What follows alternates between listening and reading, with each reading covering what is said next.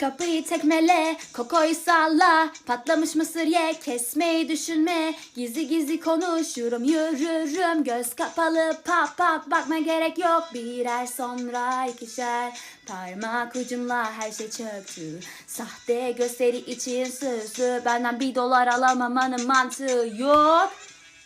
Bu gece ben bir zehirli çiçeğim.